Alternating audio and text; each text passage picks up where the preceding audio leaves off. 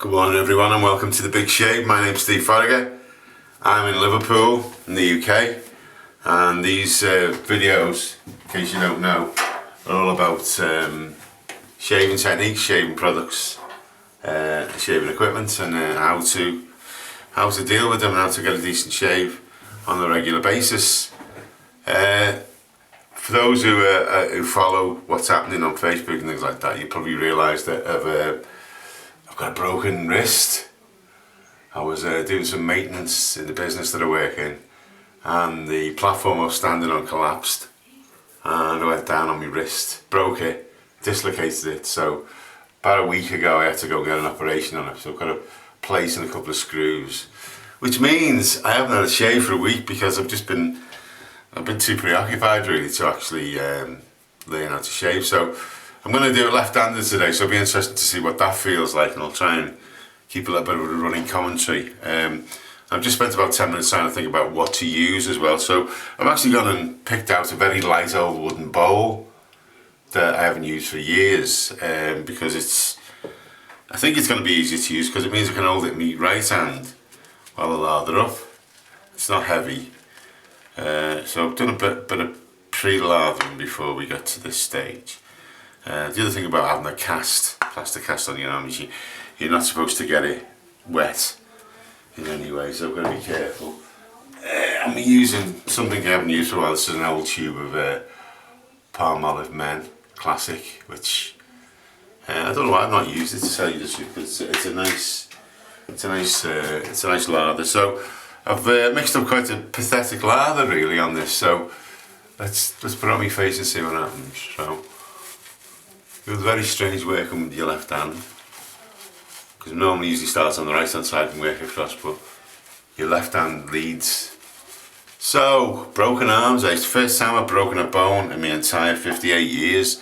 I always wanted to break my arm when I was a kid because we got you out of PE and got you out of writing, didn't it, for years, but it's when you get older you realise it's very unfortunate. It's very uncomfortable as well. The razor, I've chosen the Lord razor because it's quite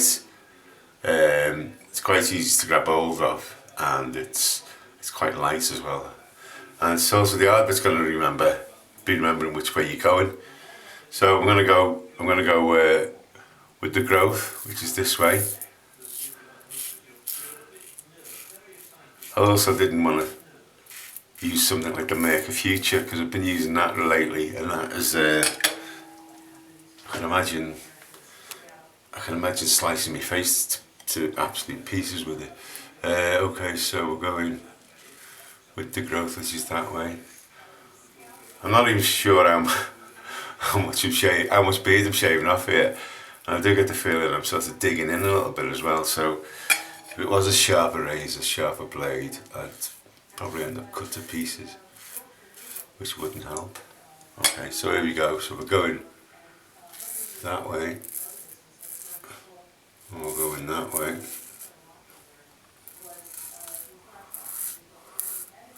I think the thing about this is I'm going to do a 3-pass with my left hand, but I can't hold the razor in my right hand. I might just finish off to like a little 4th finishing pass. It's okay, so we're going across the growth, which is this way. It's funny because even though it's only the other hand, it feels like you're learning again. I've had a great deal of problems writing with my left hand as well. I thought I'd pick it up in a few days, but the writing seems to be getting worse. And it's very sort of infantile. It's your hands going the wrong way around, letter A's and things like that. So this is the same. This is incredibly difficult. Okay, so it's the second pass in the razor. It's got a Dorco blade in it as well. I've been using Dorcos lately, been very impressed with them. And question on everyone's lips is how's everyone doing? What's it like out there in the great world of the Big Shave? My big news, it's not been officially released yet, is I'm still standing in the election, the local council election in Liverpool for my area, which is Kensington and Fairfield. But I've joined a political party There's a couple of fringe parties in Britain at the moment just gathering popular support. One is UKIP, which is a right-wing party which I would never join unless I had a full frontal lobotomy. I might join then. But the other party I've joined, I've actually physically joined the party, is the Green Party. I have, mainly because I've been voting Green the last couple of elections, and it seems a bit stupid that I'm voting for a party but I'm not actually in that party. But I wanted to try and ensure that if I do actually, that's even worse. If I do join the party, I get chosen as the selection, and it looks like that's what's going to happen. It looks like if I throw my hat into the ring now, I'm becoming a green activist, which is good. It's not all about global warming. A lot of it's about working locally with local people, local businesses, and not being. A lot of criticism of British political parties is they're very London centric. So places like Liverpool, where they get plenty of votes, excuse me for that, they're pretty sure they're going to get the vote. So we're sort of ignored in a lot of ways, whereas a lot of these other parties, like the Greens, are very active at a local level, and the actual local parties are not independent of the main party, but they act in a semi-autonomous way, semi-independent way. So let's see what happens. They get a lot of criticism. The Greens do get a lot of criticism because they're usually quite middle-class people who drive Volvos and eat muesli, neither of which I do. And but it's interesting to sort of put the opposite side of the coin. That Labour, although supposed to represent their working class people, poor working class people, do actually have a lot of middle class people as MPs. So anyway, that's that. So let's see how smooth that is. I've not done a bad job, to tell you the truth. The only issue is with it, where you can't. The feedback to the left hand has not been as good with the right hand, so you're not sure whether you've done a good job or not. And it's only now when I'm feeling it. There aren't any rough patches. I don't think there's any blood on it, I can't really tell. Okay, so let's get rid of that soap. It's time to put a bit of aftershave on, so I'm going to go with the Diarco Cool Cologne. Plenty of that on. And then we'll find something else to put on.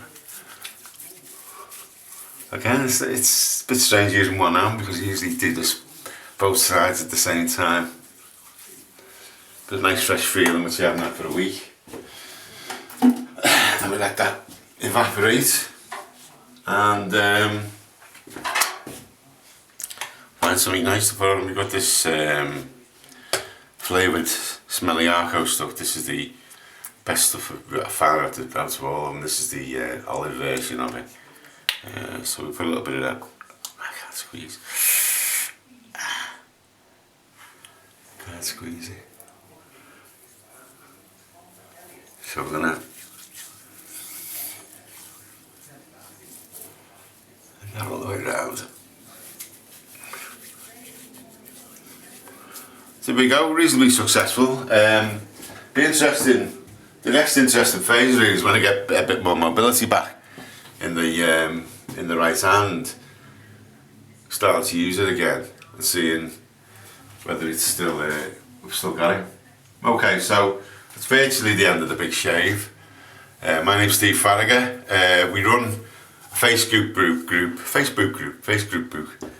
with about 2,800 members. It's called the Big Shave, surprisingly enough. If you're interested in joining, it's a closed group, so you have to make an application to join, and we let most people in unless they're trying to be arseholes.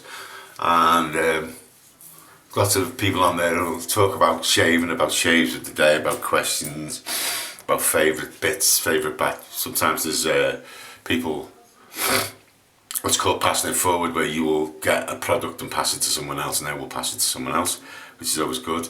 There's also a shave group called The Human Drift, which is the version of the Big Shave where you can buy and sell stuff. So we allow people to put products on there to sell. And also, you can also email me as well on the email address that's on screen at the moment. That just feels really good, actually. And I also have an eBay shop which has got some razors in. We've got Merca Futures back on again at a very reasonable price. And I think the price is flashing up there now. And the final, what else is there? Oh yeah, I do have an Etsy shop as well, so we've got an Etsy link. If you want to buy some vintage mugs or these shaving scuttles, then that's the place to go. So thanks for listening to me today on the 4th of February 2015. My name's Steve Farragher. This has been the disabled Big Shave, the less than able Big Shave with the dirty right hand, and the clean left hand. So goodbye, see you all soon. And whatever you do today, make sure you have a great shave. Goodbye.